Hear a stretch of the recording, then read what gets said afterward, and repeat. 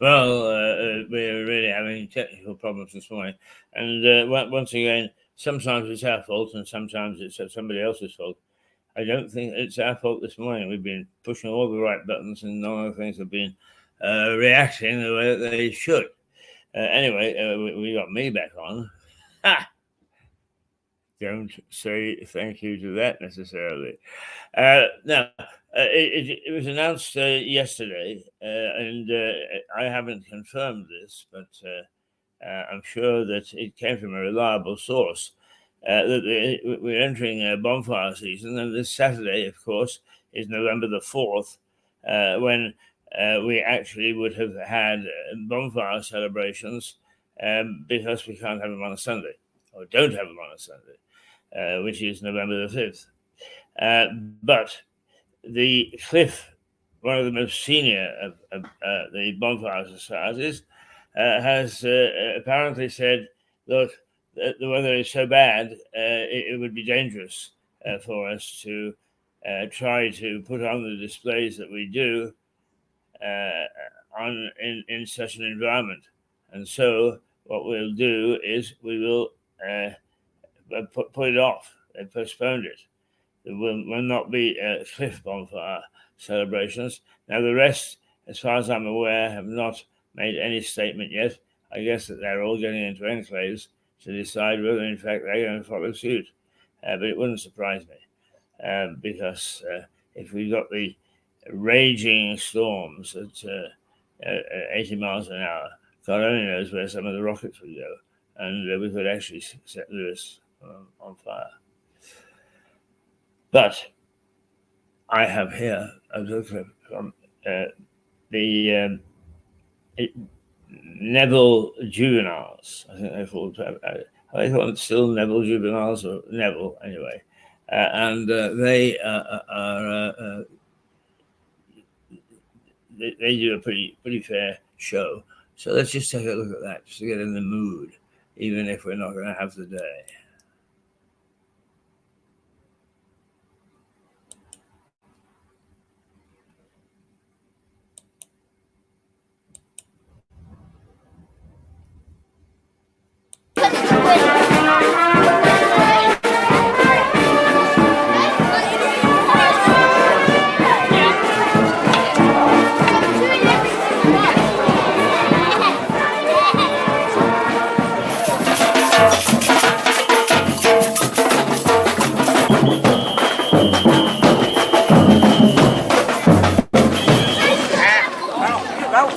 Get more easy.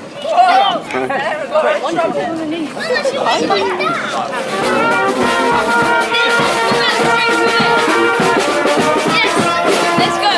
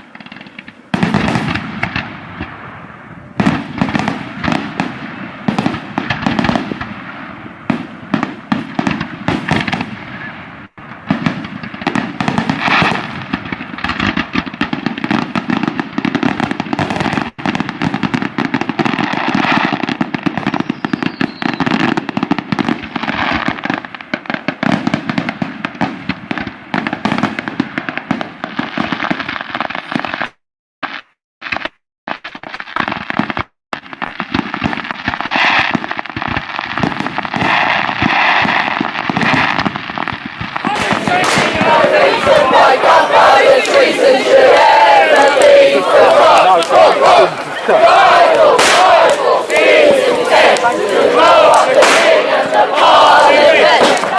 score barrels of powder below, pour on England to overthrow. Pouring on squadrons, the Eagles dash, with a drop to the burning mash. Hollow boys, green boys, green. Hollow boys,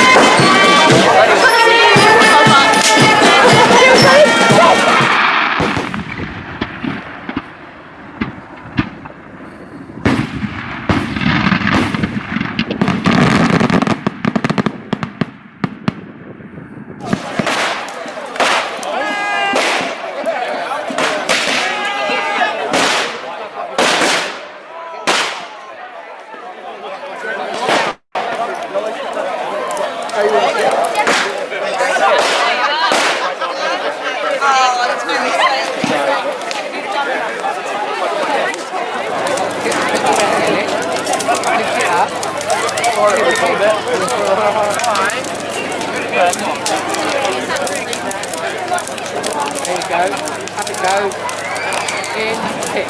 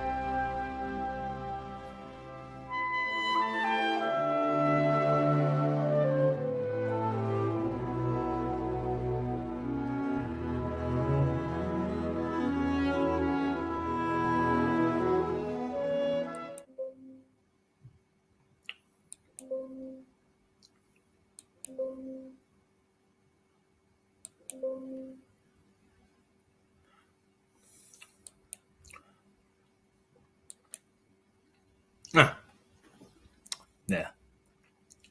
From time to time, we try to do things with the United States. For various reasons, not least of which is the very strong relationship which this town has with that immense country through Tom Paine, and also you find names of towns: Wilmington, Lewis, New Haven, even Seaford, scattered around, particularly New England and the southeastern part of the United States. And that's because of the very large immigration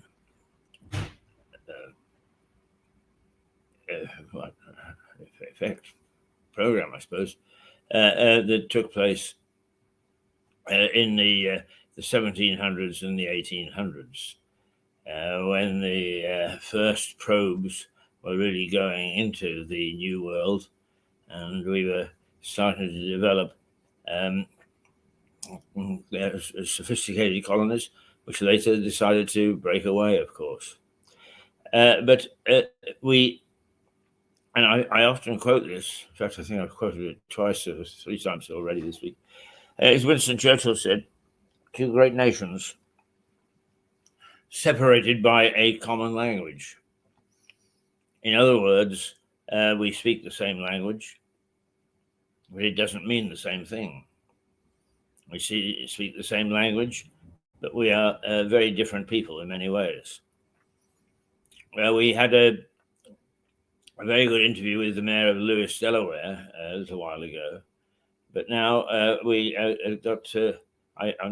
to replay an interview we had, at least I hope I'm going to, with Mayor Cisco, which she is the mayor of a little town in New York State, but is very, very progressive when it comes to the democratic process, and I may say very successful.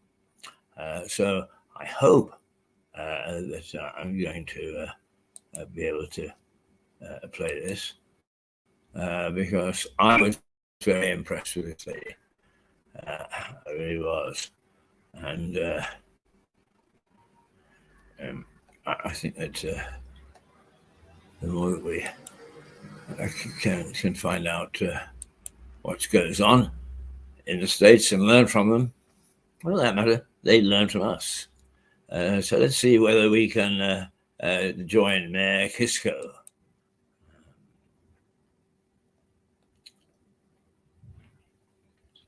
Let's see whether this is the right one.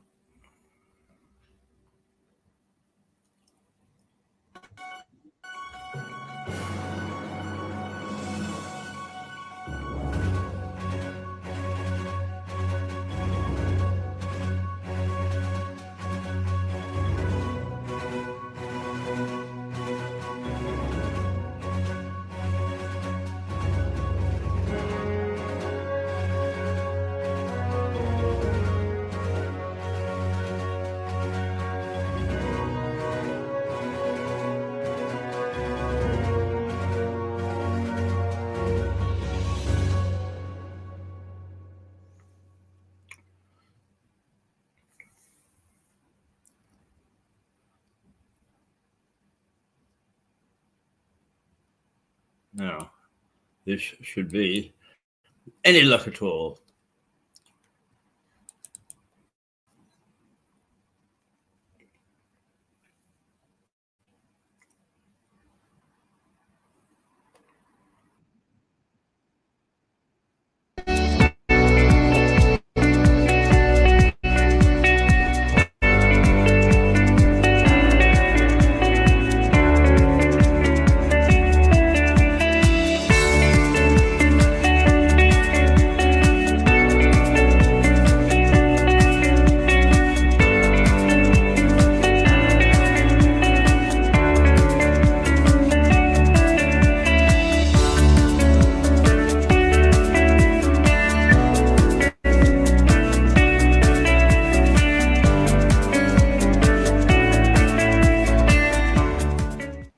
Well, what I've got here is I got the promotion for it, but I haven't actually got the program. And the ghost is here again. I'm having a marvelous time with this ghost. It knows that we're leaving, and it knows that this hotel is in a state of flux at the moment, and it's really quite upset it.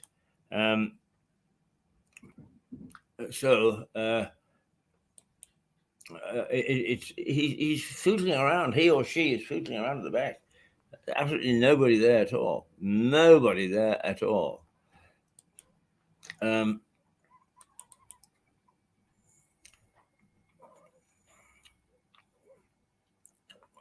Right.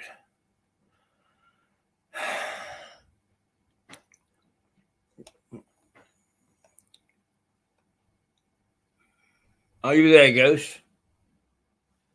No, you see? But the footsteps are there. It's sending a little trill up my back, I have to say. I'm not used to having a ghost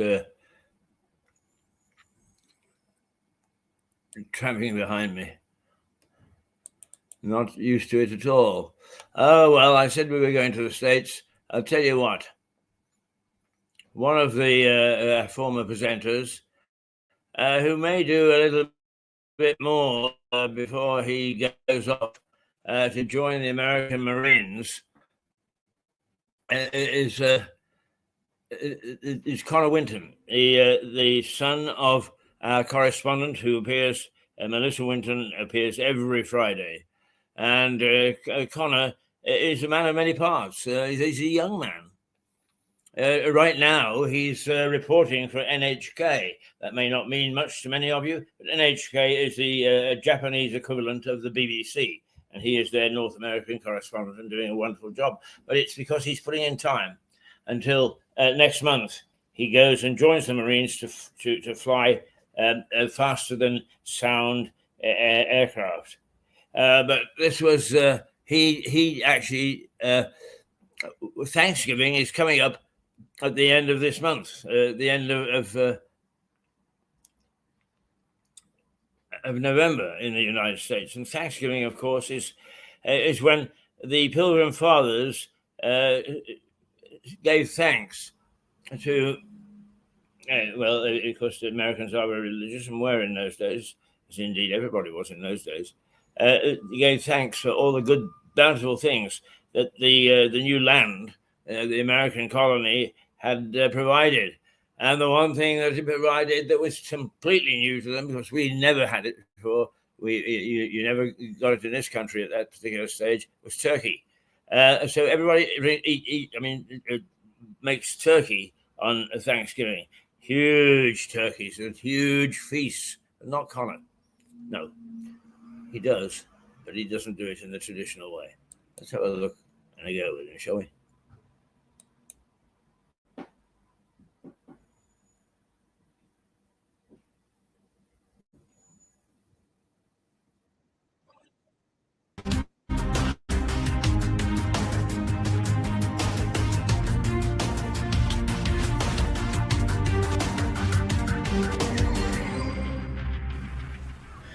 Well, there's nothing more than I like in a bit of turkey.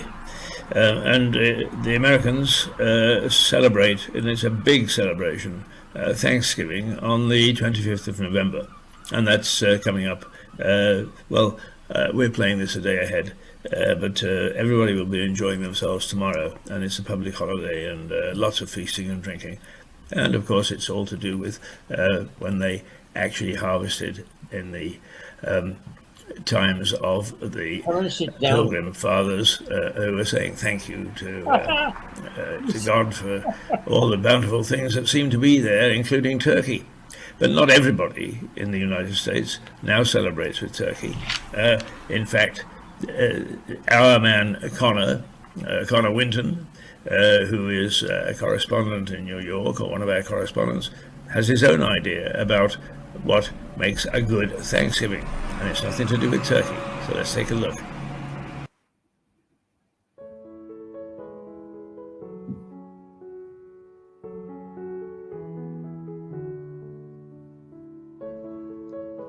Hi, I'm Connor, and I'm coming to you from New York, USA. Here to teach you about some American Thanksgiving classics, green bean casserole and stuffing. Alright, so now we're going to be making some green bean casserole, another Thanksgiving classic. Right here, we got ourselves some nice parboiled green beans and a little bit of salted water, right? And classic what goes with this green bean casserole is a cream of mushroom soup. We got our quarter mushrooms out here alongside some butter and some garlic. Alright, so as the mushrooms are frying up here, nice and good, we're going to add a little bit of flour to that, but while we're doing that, we're going to be frying up some onions to put on top. These are a little deep frying, a little bit of oil. Give it 5-10 minutes, and nice and golden brown, I'll put them on top. Alright, so we put some flour into the mushrooms here. See, it's all-purpose flour here. Combine a little bit of fond, a little bit of stuff on the bottom. And what we're doing here is we're essentially making a roux. You know, the roux is a combination of fat and flour. It's going to thicken up our soup, sort of nice and well. So I'm going to glaze with a little bit of red wine vinegar, just to give it a little bit of bite. Don't want it to be too flat. Down we go. Stop pacing around like that. And of course we're going to add in our vegetable stock, because we're making this in a vegetarian way.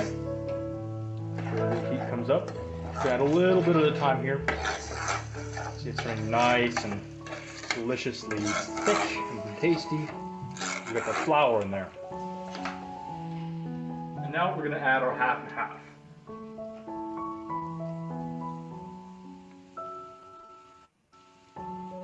Alright, so we're going to add a bay leaf or a bay laurel here.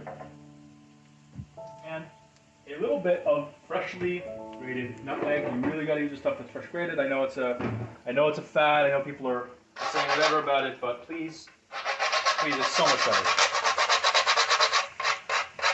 Our cream mushroom soup. We're going to put this right over our delicious green beans, nice and healthy. We're just going to mix that right on up. We got all that wonderful sauce. A little noisy here. Mix that up. Give that a thorough mixing.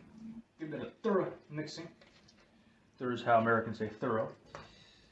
Some Americans. Anyway. Alright, so we got our fried onions, and we're just going to put those right on top there.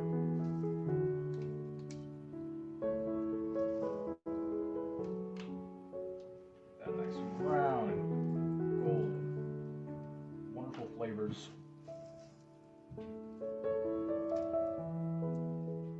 This is really like a key element of Thanksgiving for a lot of folks. You know, this is the it sort of steals the show a lot of times. Having this as a kid, that's the best part of it. There's the little onions on top, sold it, pretty special. All the onions on top. Go. Alright, so we got our lovely green bean casserole right here. We're just going to let this cool down until it's at a nice serving temperature. Well, I hope you've enjoyed these recipes. As you can see, we have a wonderful green bean casserole and delicious stuffing. Looks great, Connor. And thanks. And I join you for Thanksgiving this year for having a bit of turkey. I'm so traditional.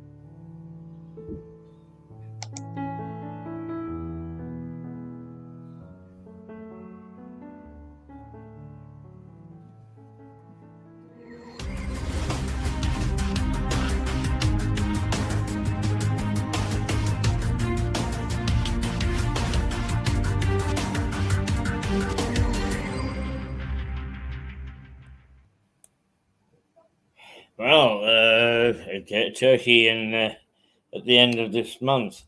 The Canadians also celebrate Thanksgiving. It's on a different date. I've got a feeling that it's closer to our Harvest Festival, which comes up. Or is Harvest Festival already gone? I think it may already have gone. Here we are gathering in. It seems to me as the it's the hymn that we sing on that. Here we are gathering in. Now, shall we consider? Let's continue with that theme, because here's a little tongue in cheek.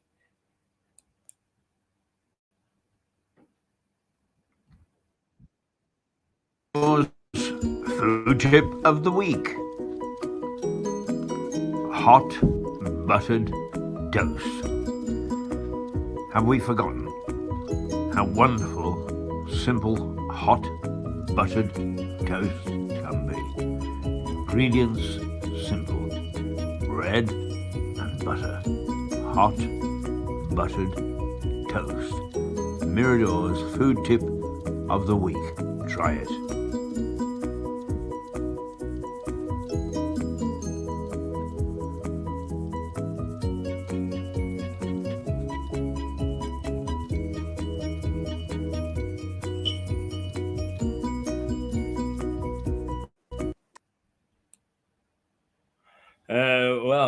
Hot buttered toast, it's nothing like it, and we just don't follow some of these.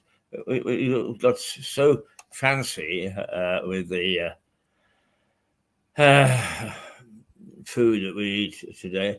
I'm rather pleased when I get something that's down to earth and straightforward. I think that sometimes the taste and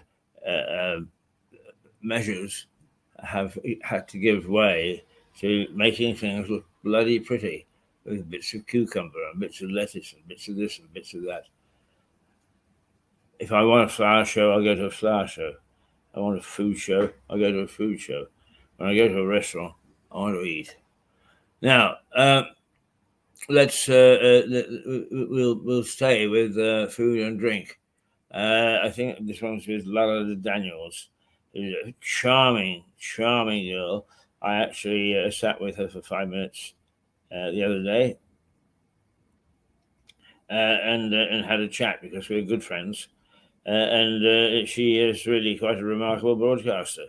But, it is what I admire about a lot of people who get the chance to be seen and to make a contribution here, is that they also feel that they've got to make other contributions to society. And Lalada looks after an old folks' home and is the mentor to a man with. It's wrong to say he's got mental problems. He's just stressed, and she helps calm him down and so on. But she's also a connoisseur of wine and food, and here she is taking us through the vineyards and a couple of restaurants.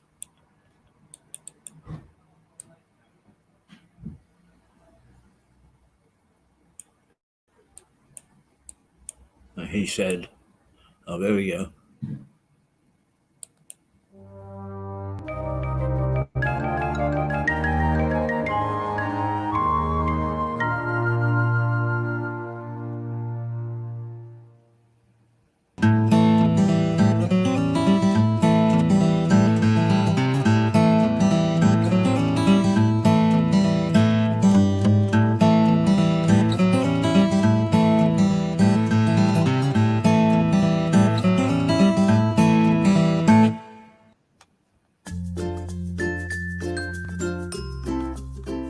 English sparkling wines are beginning to win an enviable reputation across the globe, and that reputation is turning into sales.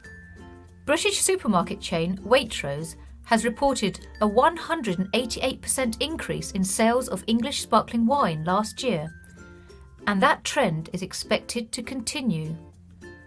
The soil and climatic conditions in southern England are remarkably similar to those of the Champagne region in France. So much so that leading French champagne house Taittinger has bought land in Kent and has begun producing English sparkling wine. But the owners of English vineyards are not prepared to take second place. Ridgeview Estate Wines in Ditchling has been producing English sparkling wine since 1994. And recently, the company received the prestigious accolade of having its wine served by the Queen to Chinese Premier Xi Jinping at a state dinner. Ridgeview is a family business which has a strong sense of history when it comes to its products.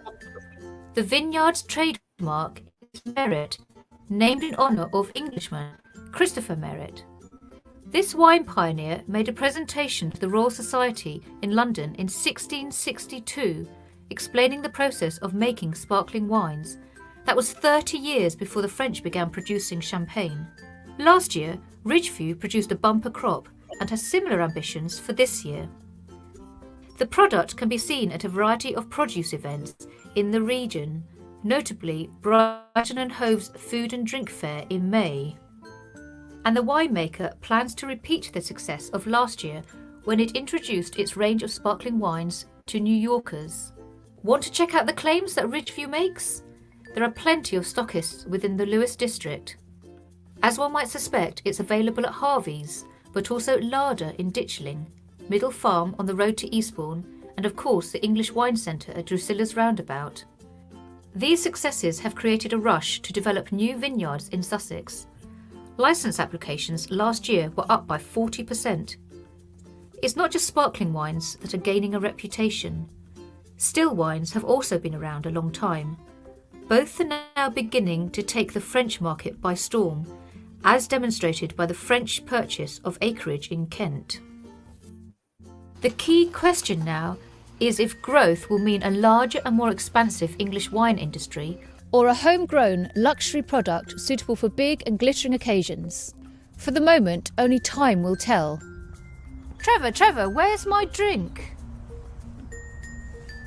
Lalla Daniels of South Downs Television at Ridgeview Vineyards, tasting a true competitor of French champagne. So next up on Food Glorious Food, a new way to sell wines in Lewes.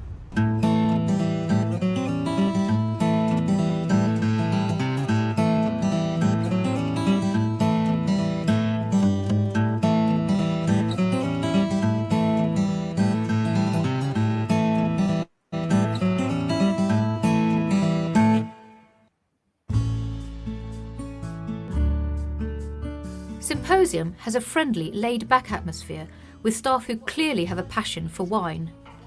Symposium has a limited range of Sussex wines, but what they have is top drawer, and its range of quality grape types is within most budgets. Whether it's the cheese and meat platter, a single malt scotch, crunchy local bread or a glass or two of decent claret, this wine bar has found a unique way to sell its wines. And in today's world of big is better, the Symposium has found its niche.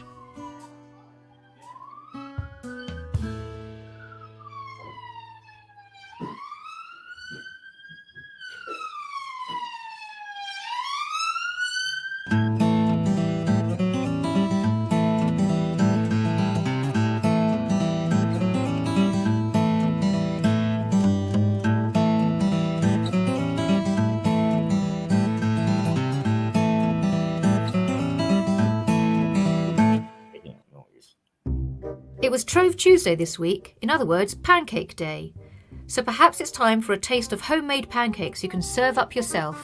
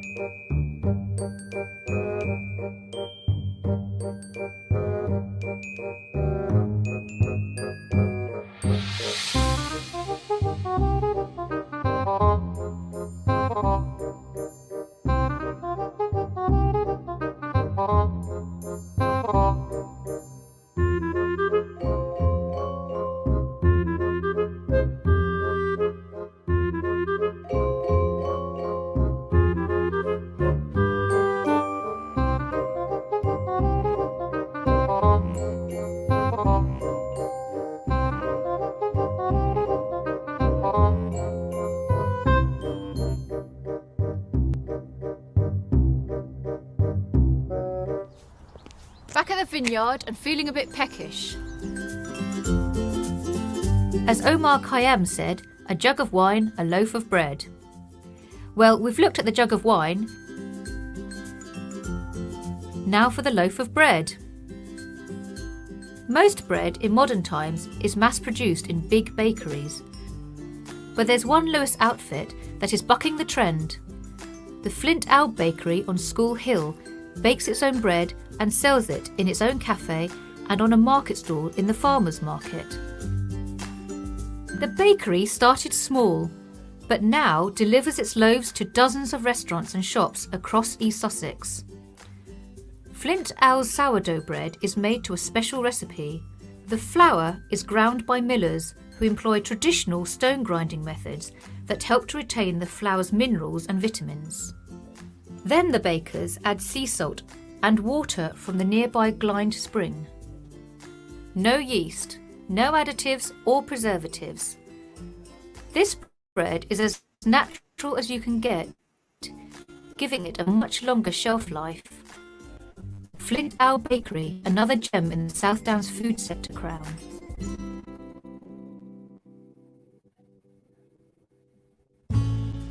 A quick run through the various food and market events that take place across the district.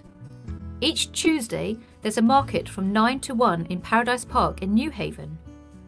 Also on a Tuesday, there's a market in Lewes Town Hall from 9:30 to 1 o'clock. Tuesday to Saturday, there are multi-stall markets in Newhaven. A local produce market in St Thomas's Church Hall in Cliff takes place on Friday.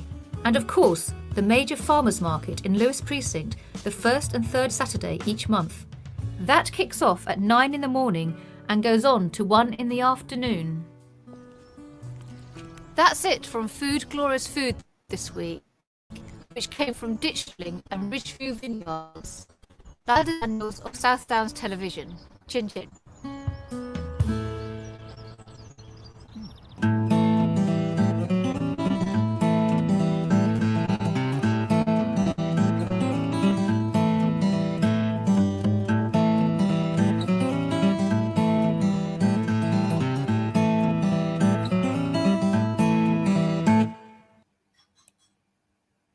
Well, that got my taste buds going.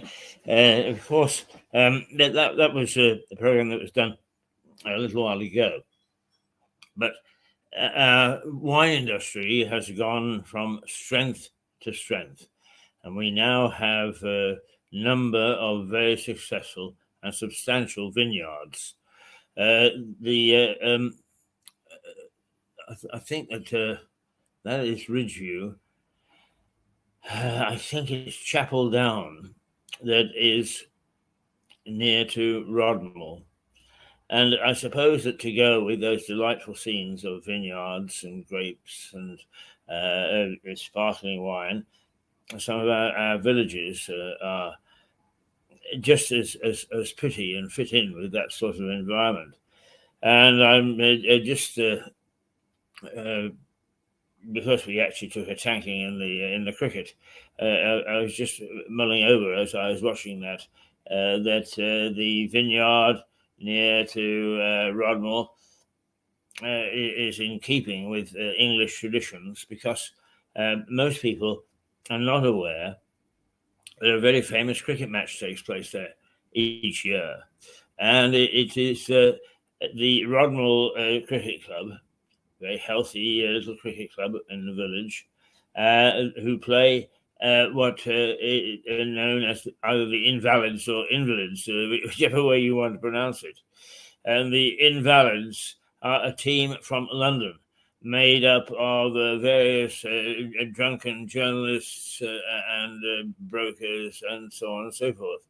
And it has been in existence for well over 100 years. In fact, more than 100 years. It is made famous by an author called A.E. MacDonald, and he writes a book called England, Their England. As you can guess from his name, he's a Scot. And so what he does is he gently takes the piss out of us, excuse the expression, and he writes from the view of a Scotsman about the oddities of the English. And one of those oddities, as he sees it, is the cricket match. And he goes through the way that the invalids come together to get onto the coach to come down to what in the novel is called, I think, the town is Bevenden. It is a fictitious town, and they set it in Kent. But in fact, that match actually did take place, and it took place in Rodmore, in East Sussex. And MacDonald, he describes how they try to get going, and MacDonald, being the stranger, the outsider, is told to turn up at one of the railway stations by 10 o'clock, which he does. And there's only one other player there, and they all come together, diving in and out of the pub until they've got all 11 players and can set off, which is about 2 hours later, and they're all full of beer and various other alcoholic beverages.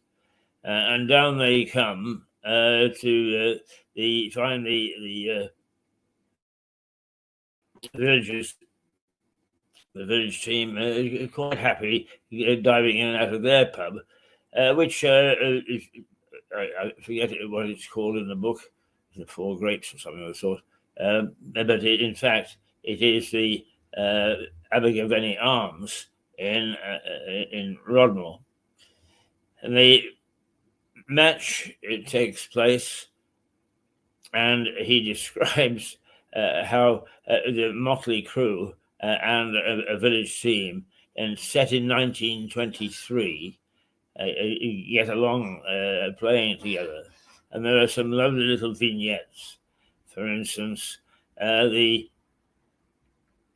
fast bowler is the blacksmith, and it describes how, because there is a slight curve in the pitch, the blacksmith disappears and then suddenly comes pounding over the hill to launch the ball at the poor unsuspecting team from London, because they are not really cricketers. They like to play cricket because Englishmen like to play cricket, and they are well on the way anyway, having imbibed on the way down. And amongst the crew is an American who has never played cricket before. And he watches the ball come towards him, hits it, and throws down the bat and runs to square leg. For those who aren't cricket-wise, square leg is to right angles of the wicket, whereas to score a run, you run straight down the pitch. And he does that, of course, because the only game that he's played with the ball is baseball, and that's what they do. They hit the ball, throw the bat down, and then take off into the first side of a diamond pattern. And he then describes the various individuals who come in and go out and play the game. Just one particular instance in the match is when the visiting team are fielding, and the village top batsman whacks the ball towards one of the players, who instinctively puts his hands out and takes the ball more or less in his stomach, but grabs it. So he's caught it, and the batsman is out. And everybody races over to congratulate this man, and holding a difficult catch and so on. So which he throws the ball to the ground. His hands are stinging, and he's doing this. And so I didn't want to catch the sobbing thing in the first place. It's an old book, but it's a wonderful book. And if you can get hold of it, it's called England, Their England, A. MacDonald.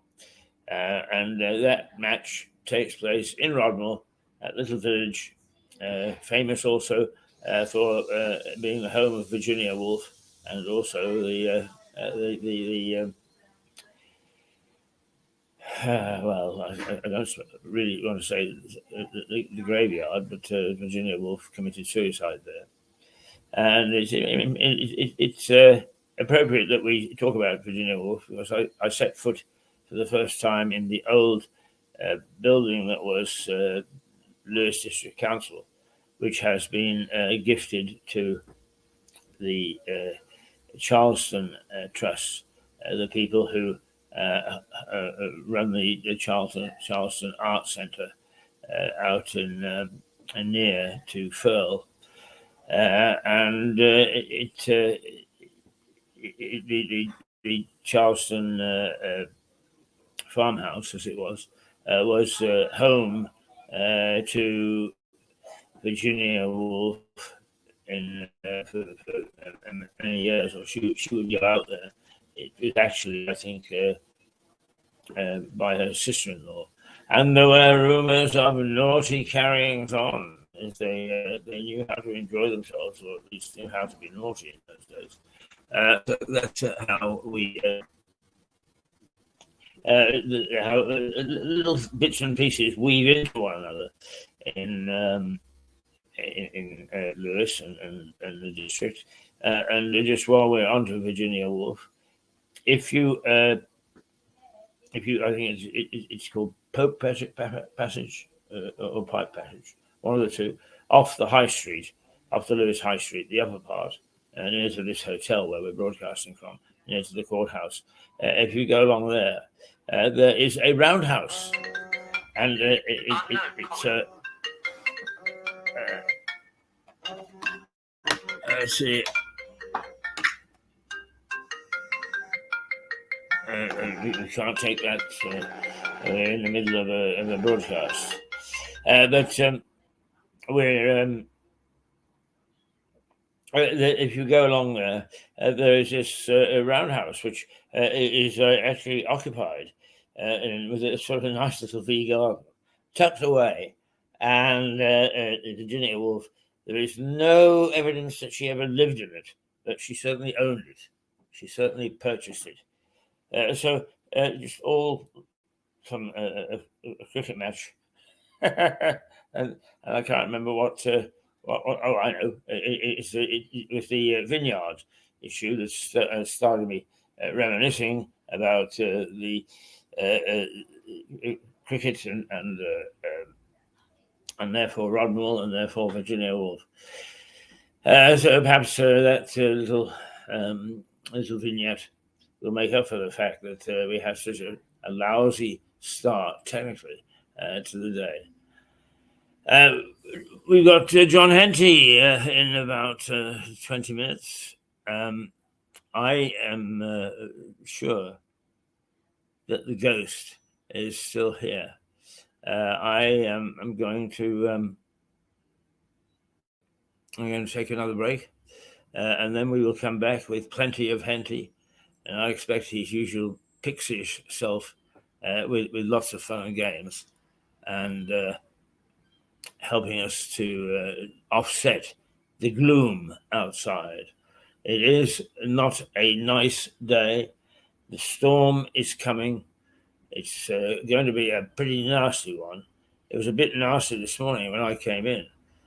Seems to have brightened up slightly now, but brace yourself. Don't be fooled. We are in for a bit of a rough time.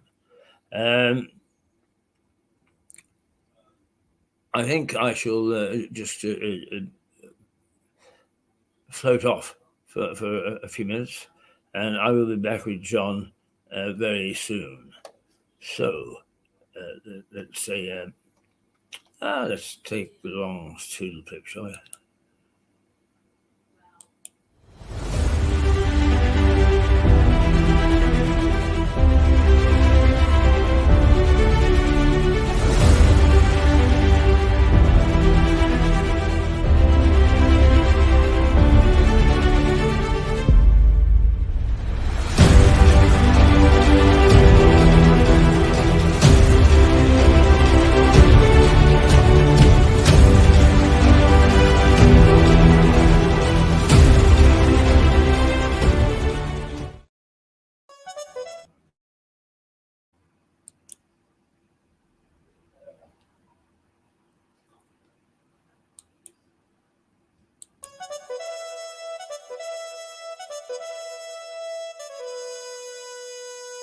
Thank you.